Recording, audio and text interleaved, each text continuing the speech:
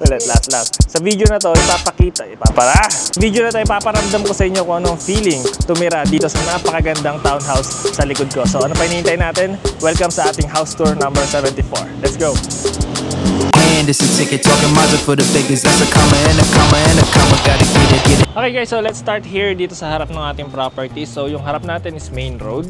So ayan, meron tayo ditong 4-car garage. Ayan, automatic gate na rin yan. And may pedestrian gate tayo dun sa gilid natin. Kung titignan mo rin yung property natin sa labas, yung facade natin, napaka-elegante tignan. And kala mo isang unit lang yan pero duplex yan. Itong kaliwa is sold na. Ito na lang i-available natin, itong model unit. So yung lahat na makikita yung furniture dun sa loob is included dun sa ating selling price. Okay, so tara, pasok na tayo. Okay, again, so partially covered tong harap ng ating carport. Ayan, kasya dito ang 4 to 5 vehicles. Okay, so tara, may dalawa tayong pinto dito. Sa likod nito is yung ating utility area. Andyan yung water pump natin, tsaka yung tangke. Also, meron tayo ditong malaking sliding doors. Currently, pwede itong gawing stock room or storage room. Pero dito na rin yung magiging location ng ating provision para sa elevator natin. Para in the future, if ever na gusto nyo maglagay ng elevator, dito nyo ilalagay.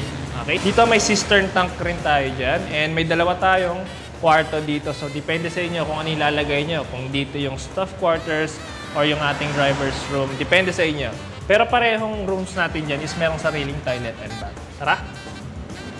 So covered yung part na to ng grills, so safe na rin tayo dito and pasok pa rin yung hangin dito.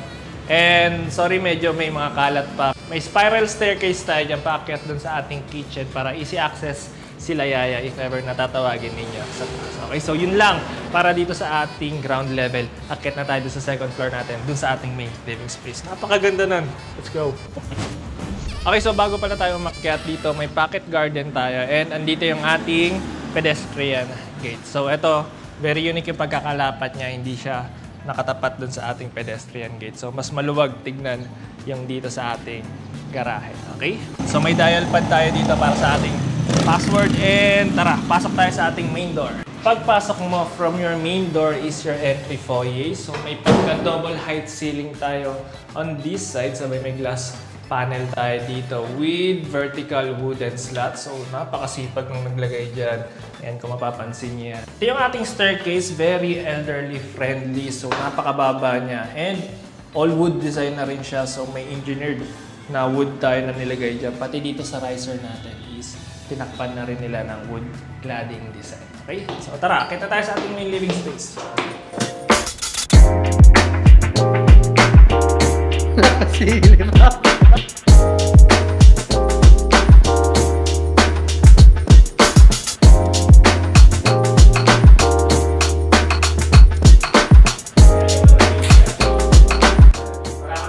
Okay, so yung buong main living space natin is napapaligiran ng netong mga napakalaking sliding door.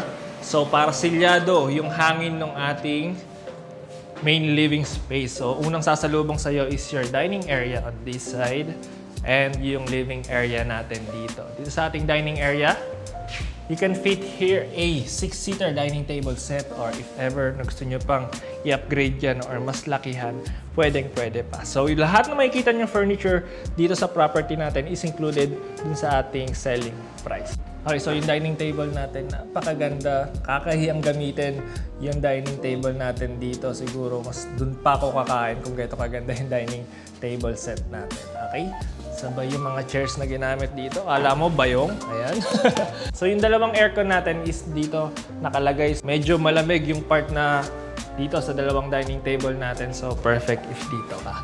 Okay, so sa likod ko naman is may screen tayo. Dito yung camera dun sa ating pedestrian gate. If ever na may mga Shopee kayo or may ina-expect kayo na bisita, dito, makikita nyo na yung live view dito. Ayan. So, eto yung view mo from your dining area. Tanong mo yung mga tao dito sa living area, pati yung TV. Also, kita mo na rin yung tao dito. If ever, yung mga nagluluto, naguhugas, ayan. Dito ka lang sa gitna. Sabay maganda dito, if ever, no? Habang yung mama mo nagre-prepare dito ng mga pagkain, 'di ba? Tatanong ka na lang ng, "Mano ulam?" Ayan. So dito sa ating living area, ayan, napakaganda ng living area natin dito. Alam mo nasa salon ka no? Pang hot oil dito, 'di ba? Okay, so may Bavarian rin tayo dyan na seating area. Ito, napakaganda. Sabay napakaganda rin ng center table natin dito. Kala mo hinati, oh. Oh? Okay, so this is our living area. Okay, so this is your view from your living area. So, ayan yung dining area natin. And yung kitchen. And kung mapapansin nyo, napapaligiran tayo dito ng mga sliding window or mga sliding door. Napakalaki niyan. So, napakaaliwalas, parang wala ka sa townhouse. And ito yung sinasabi kong ceiling sa inyo. Ayan. Dito, wood detail sabay sa gitna. Is cove ceiling pati dun sa kitchen natin. So, lahat to, movable to. So, if ever, pwede nyo yan iipon dito. Pati yan, lahat yan nandito. Kung gusto nyo ng sariwang hangin dito sa ating main living space. Or if ever na may mga bisita kayo and need nyo talaga ng space, ayan, additional space pa yung mga nandyan sa gilid. Pati dito sa balcony natin. So, perfect na perfect if may family reunion kayo or if may mga gathering kayo dito. Ang dami niyong pwedeng ma-accommodate since sobrang laki ng lot area natin. Okay, so sabay dito na rin yung spot ng ating TV rack. So if ever na maglalagay kayo ng TV, dito yung ilalagay yan. Sa likod ng staircase natin, paakyat dun sa ating 3rd floor. Yeah. Kit na ito, di ba? Parang Bavarian.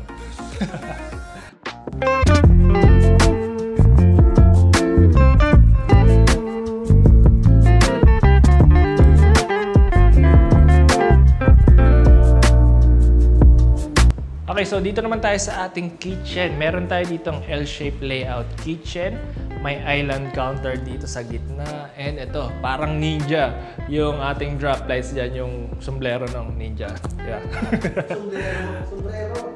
Sombrero pala. Sombrero ba? Sombrero ng parang ninja yung design ng ating drop lights dyan. And pwede dito mag-accommodate ng 3 stool. So nag-act na rin to as your breakfast nook. And maluwag yung space natin dito. L-shaped layout kitchen. May dual sink tayo dyan. Very premium na rin yung ginamit natin dito na sink. Dual sink yan. And Hansgrohe. Yung Hansgrohe ba? Hansgrohe. So Hansgrohe. Hansgrohe. Yung ginamit nila dito na brand. And also may exposure ka dito. So maliwanag, maliwalas habang naguhugas ka dito ng mga plato ninyo. And nabubuksan to. Isang malaking awning window dito, pati dito sa taas. And kita mo na dito yung pocket garden mo dito sa side na to. Pero mamaya na yan.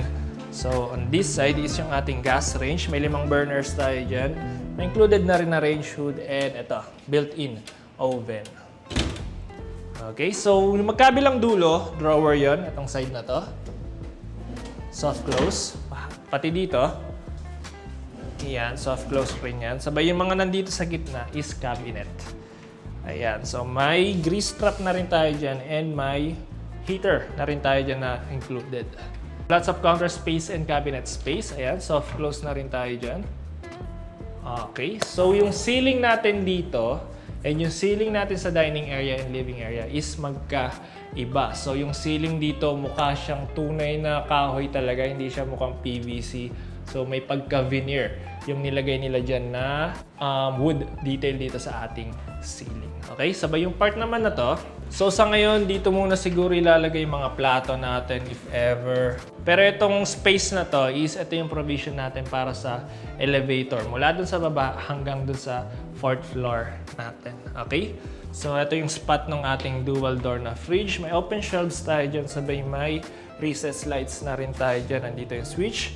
May pull-out drawer na rin tayo dito. So ang dami mong malalagay na mga utensils, mga plato dito sa ating kitchen. So, hindi magiging makalat yung kitchen area natin. Okay? So, dito naman sa likod is yung ating powder room. May vessel sink tayo dyan. Floating vanity cabinet. Pull out ba to? Or cabinet? Okay, so pull out yan. Floating yan. So, hindi masyado nababasa yan. Pero wala pa namang shower area dito. So, safe pa rin. So, ang ganda rin ng wallpaper natin dyan. May mga unggoy tayo dyan. Nakala mo tumagos doon sa ating shadow gaps dito sa kisame. Angas ng design. And may awning window rin tayo dyan. Sabay dito sa harap ko. May isa pang pinto dito pero mamaya na yan. So meron ka rin ditong barn style na door. And ito yung ating auxiliary kitchen. May L-shaped layout kitchen rin tayo.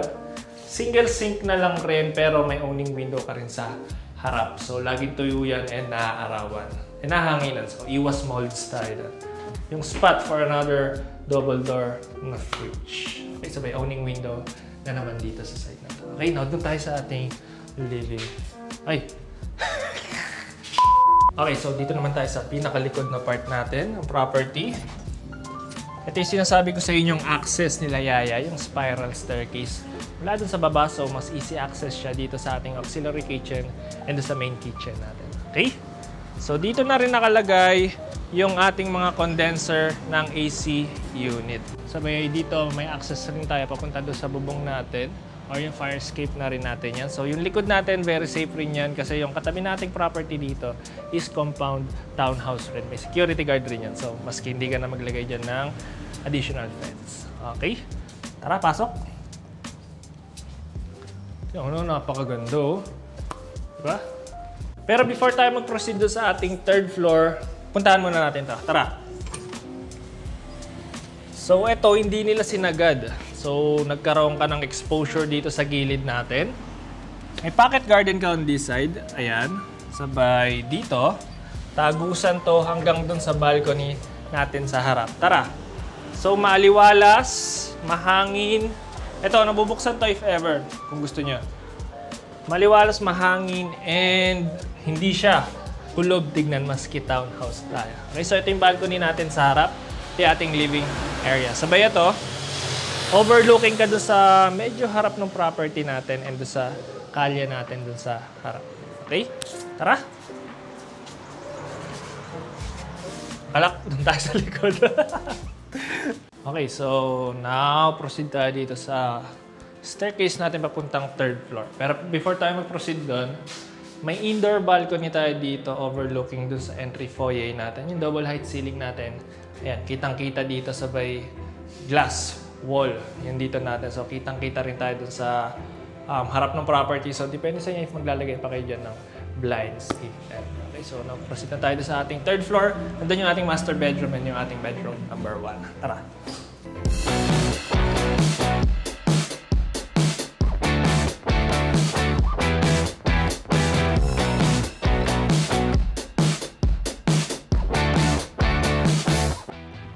Okay, so pag-akit mo dito sa third floor natin, dito may seating area tayo dyan. And kung mapapansin nyo, yung flooring natin hindi pantay dyan. Ito yung spot ng ating provision para sa ating elevator. So naglagay muna sila dito ng seating area. Ayan, perfect na perfect. Kala mo Pinoy Big Brother, so meron ka ditong seating area bago pumasok sa confession room. Ayan, ganun yung datingan nito. Okay, so bedroom 1 o master bedroom? Bedroom 1 daw muna tayo. Napakaganda nung mga ginamit natin dito na pinto. Tunog pa lang. Sobrang solid. Okay, so this is your bedroom number 1. Bedroom 1 pa lang to. Kala ko master bedroom mo. Okay, so bedroom number 1. Included na rin yung mga furniture dito. So, ayan, cove ceiling design tayo dyan sa ibabaw. So, sobrang lamig dito since tutok sa'yo yung AC unit mo on this side. So, magkabilang side, maaliwalas. Actually, maaliwalas talaga tong bedroom na to kung walang blinds. Pero ayan, napapaligiran tayo dito ng set of windows. Meron kang owning window dito, pati dito, and dun sa side na yan. Okay? Okay, so shoutout sa videographer natin. Okay, so ito yung view mo pag nandito ka sa kama mo dito sa bedroom 1 natin. Ayan. Meron tayo dyan 9 na pull-out drawers sabay built-in wardrobe on this side. Mas okay siguro kung ginawa na ng floor to ceiling. Pero may reason siguro yan kaya hindi nila sinagat. Sabay cove ceiling design and napakagandang pendant light dito sa gitna natin. Sabay ito yung aircon natin. Tutok sa atin. Okay? Okay, so try nga natin nakapatay yung mga ilaw son. Pakipatay yung ilaw. Tingnan natin kung gaano kaaliwalas. Ayan, maliwanag pa rin during daytime. So 4 o'clock na yan and may blinds pa yan. What if tanggalin pa natin yan? Okay? Okay, now tara, proceed na tayo. Dito, meron kang ensuite toilet and bath. May floating vanity cabinet ka dyan. Ayan, ang daming space na malalagay mo dyan. May heater na rin na included dito. And cascade na single sink and brovat. Yung ginamit dito ng mga fixture. Okay, sabay may LED vanity mirror tayo dyan. Bilog. Sabay yung toilet natin and yung shower area natin na may sliding door. And ito yung shower set natin. Sabay isang malaking awning window on this side. Okay, sabay may shadow gaps na rin tayo dito sa ating ceiling. Okay, proceed na tayo dun sa ating master bedroom. Pero kung ako yung gagamit nito, guys, siguro ito, ililipat ko doon, sabay dito, meron kang computer table or study table na lang rin. Sabay wall mounted na lang natin itong TV natin. Okay? So, kung ako lang naman, di ba? Okay, so if hindi ka pa nakasubscribe sa ating YouTube channel, please subscribe na kayo. I-start na namin itong mga high-end townhouses natin. So, subscribe kayo and abangan nyo yung mga susunod pa namin mga videos. Okay? Pero hindi ko tatanggalin yung mga mid-range natin na mga townhouse. Meron pa rin pero mostly sa ngayon, mag-focus tayo dito sa mga high-end na townhouses. Okay? So, this is your master bedroom. Diba?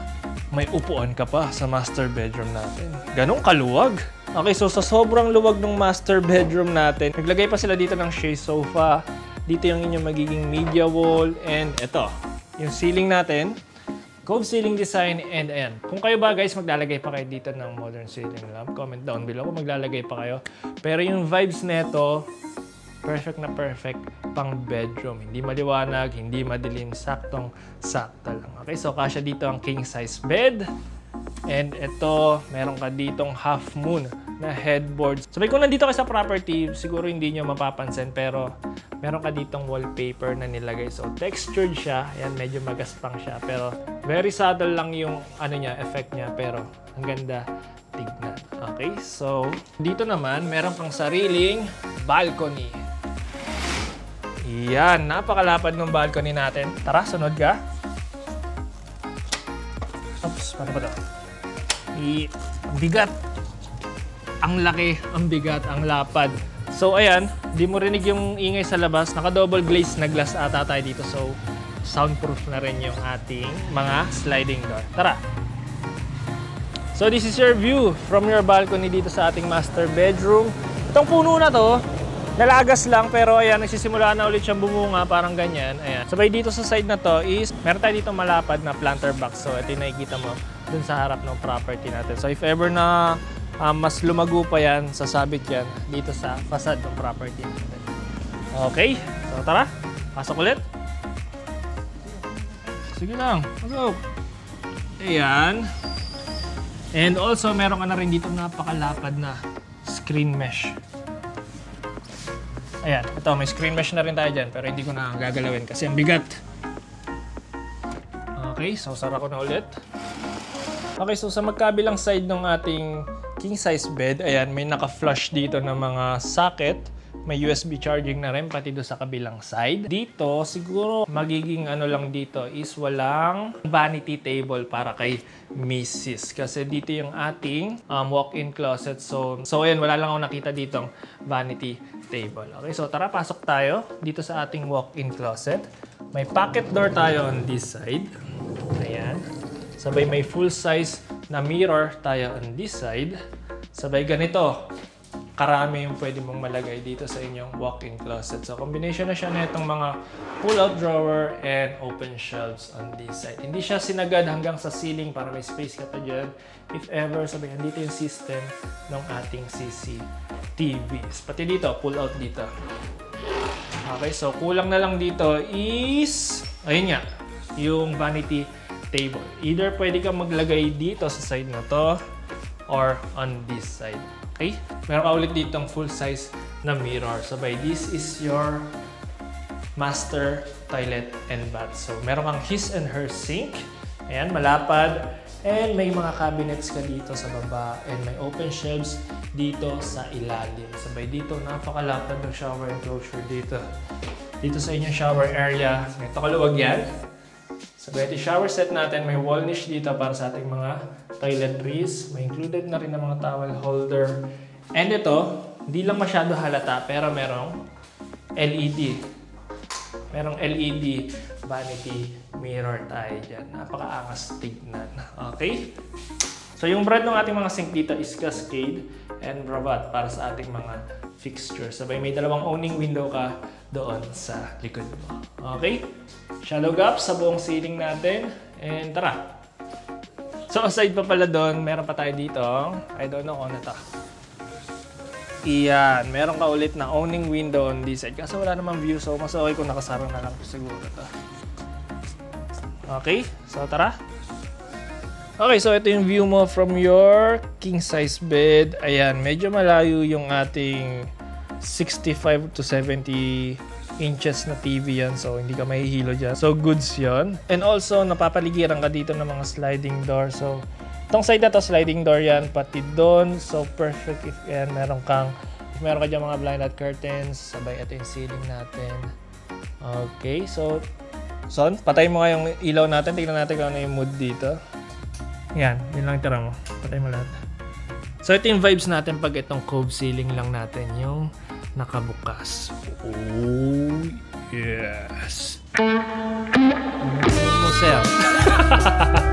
Okay, so dito rin yung spot ng ating AC unit. So, tutok rin dito sa ating king size bed. Sabay dito, if ever, pwede ka maglagay dyan ng vanity table dito or dyan. Or pwede rin dito ang sigurong working station like computer. Pwede rin maglagay dyan. Pero malapad pa yung space natin. Ang dami mong pwedeng paglagyan dyan. Okay, so nakaka-antok yung vibes dito, guys. Okay, so i-idlip muna ako bago tayo umakyat dun sa 4th floor natin. Meron tayo dong open deck and meron pa tayo dong dalawang bedrooms. Okay, so akyat na tayo dito sa ating 4th floor. Meron tayo ditong open deck. Napakaganda ng vibes doon, guys. Tara! Okay, so may time ba kayo na gusto nyong kumain sa labas or mag-date sa labas? Kaso ma-traffic, umuulan, or wala kayong time. So dito, sa bahay na to, dito, pwede kayo mismong mag-date. So, welcome dito sa ating open deck. And napakaganda ng pagkakasetup ng ating table set dito. You can accommodate here a 6-seater na dining table set. Round table yan. Ang ganda ng ating pendant light dyan sa gitna. Papaligiran tayo ng mga puno. Ayan, presko. So, dito if ever, pwede ka pang maglagay dito ng mga gusto mong halaman on this side. So, ayan. Napakaganda ng ambience natin dito. Tahimik. Ayan, mostly mga ibon yung naririnig mo dito. Okay, so kung ako'y gagamit nito, may sipol ka pa. Okay, so kung ako'y gagamit dito, siguro perfect dito if maglalagay pa ako ng TV on this side para if ever, pwede ka mag-karaoke rin dito kung sakali. So siguro isa rin sa idea ko dito if kukulangin ako ng bedrooms, pwede kong i-enclose to. So if ayaw mo rin ng geto kay init talaga, pwede mo itong lagyan ng mga sliding window, sabay pa airconan mo itong area na to. Okay? So if hindi mo rin need ng kung hindi mo naman need ng kainan dito, pwede mo tanggalin yan. Pwede ka maglagay ng mga portable jacuzzi. Pwede rin. Since wala ka namang makakakita sa'yo dito sa paligid. Okay, so safe na safe tayo dyan. Ayan, silip tayo dito. Ito, medyo mababa lang yung compound townhouse dito sa likod natin. Pero secure dyan. And then may planter box tayo on this side. Ayan, solar panel ng mga kapitbahay. Nandito na sa harap natin. Sabay yan, puno. And medyo unobstructed naman yung scene natin dito sa part na to. Okay, sabay ito yung harap ng property natin. Yan yung puno. Okay? So isa pa siguro pwedeng gawin dito is outdoor sectional sofa. Then ayan, maglalagay tayo dito ng media wall, karaoke para if ever na meron kasiyahan or inuman, pwede dito. Okay, so pwede rin ito maging bedroom since meron tayong toilet and bath dito. Depende sa inyo, ang daming pwedeng gawin dito sa area na to. Okay, so dito yung toilet and bath natin. May floating vanity cabinet tayo dito. Single sink and LED vanity mirror. Toilet. And shower area with shower set. So, siguro, isa rin sa nakikita ko, dami pumapasok sa utak ko, be! Okay, so dito siguro, if ever, kung gagawin yung bedroom to, dito yung inyong magiging built-in wardrobe. Kung ito kainan, pwede dito maglagay ka pa ng dirty kitchen. So, ayan, marami rin naman tayo dito ang provision sa mga saksakan. Ayan, cover na rin siya. So, ayan. Endless yung possibilities na pwedeng gawin dito sa area natin. Pero, lipat na tayo dun sa ating bedroom number 3. Tara. Okay, so dito pa. May isa pa ulit ditong waiting area. Sabay dito yung inyong magiging provision ng elevator natin. Okay? So, ito, ang ganda dito. Ito mo. Pati itong mga drawer, push latch mechanism yan. Angas! Ito, grills. Okay, so this is our bedroom number 3. So dito sa ating bedroom number 3, wala tayong cove ceiling pero may shadow gaps tayo sa paligid. Lahat ng bedrooms, lahat ng floor natin is may smoke detector na rin dyan. Ito yung spot ng ating AC unit. Lahat ng bedrooms natin may AC unit rin. Okay, so sa magkabilang side ng bed natin is meron na rin set of windows dyan. Sabay, ito yung view mo dito sa inyong bed. Dito yung inyong magiging media wall.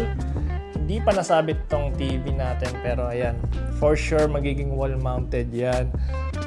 Dito sa side na to, yung ating built-in wardrobe. Ayan. Okay, so ito yung built-in wardrobe natin. Almost lang pero hindi siya floor to ceiling. Ayan, so for me, nagkaroon siya ng effect na medyo mas maluwag yung bedroom kapag hindi sinasagad tong built-in wardrobe natin. Okay? So, ito, puro bubong lang. Makikita mo dito yung view natin dito. Okay. Yan. Floating vanity cabinet with vanity mirror. Sabay set of windows on this side. Ito yung shower area natin. Shower set. Maluwag, may shower enclosure na rin and towel holder. Okay, now na tayo, proceed na tayo sa ating last bedroom, yung ating bedroom number 4. Let's go. Lahat ng bedrooms is same ng ginamit na mga pinto. Matigas. Solid. Sabay lever type. Sabay ito pala, sa staircase natin, dito sa 4th floor, lagay sila dyan ng mirror. Ayan, so maaliwalas. Pag nakabukas yung pinto natin sa likod, nagbabounce yung mga liwanag. Also, mas nagbukang maluwag dito sa ating hallway. Okay? Ganda rin ito. Diba? So, ito yung ating last bedroom. So, dinesign siya para sa mga bata. So, pwede dito if may kambal kayong anak or dalawang anak na di mapaghiwalay. Okay, so ayan, naglagay sila dito ng twin bed. Sabay dito sa gitna natin is yung ating split type AC unit. So, if ever na isa lang naman yung gagamit dito, mas perfect kung gagayahin natin yung nasa baba. Andito na yung headboard natin para sakto nasa gilid natin itong dalawang. Isa lang pala. Itong set of window natin dito sa side na to. Wala tayong cove ceiling design pero may mga shadow gaps. And ito, for sure malapad na balcony ito. Malapad siya, pero medyo maliit na lang yung apakan mo. Ang bigat talaga ng mga ano nila. Sliding door. Ang bigat ng glass na ginamit dito. So, soundproof na rin tayo dyan. Okay? So, ganito lang yung space mo dito. Mataas na rin. Safe sa mga kids. Okay. Daming puno sa paligid na to, guys. Napakaganda ng location natin, guys. So, location natin is Cubao area, Quezon City. Okay. So, sara ko na ulit to. Ayan. Okay. So, before pala tayo matapos, may toilet and bathroom pala tayo dito. So, single sink. Floating vanity cabinet with LED vanity mirror. Toilet natin sa gitna. And ito yung shower area natin. And dito yung ating built-in wardrobe. Okay, so marami na rin yung malalagay mo dyan. And also, lahat ng flooring natin sa 3rd floor and 4th floor, ayan, engineered bamboo yung ginamit natin dito. Okay? Okay, so punta tayo sa open deck natin. Tara! Okay guys, so yung full details ng property natin is ilalagay ko doon sa description box natin sa baba. Ayan, and if nagustuhan mo yung property na to, you can send us a message on our Facebook page at Townhouse Central. And pwede nyo rin kaming message dito sa number namin. Diyan, available yan sa Viber and WhatsApp. And if developer ka ng mga townhouses and may townhouse project kayo, you can send us an email dito sa email namin dyan para ma-feature namin yung townhouse project ninyo dito sa aming YouTube channel. Okay, so my name is Jello. Medyo hiningal ako, nagutom ako kasi ang laki. And that's it for today. Thank you for watching. See you on the next Townhouse. Bye-bye.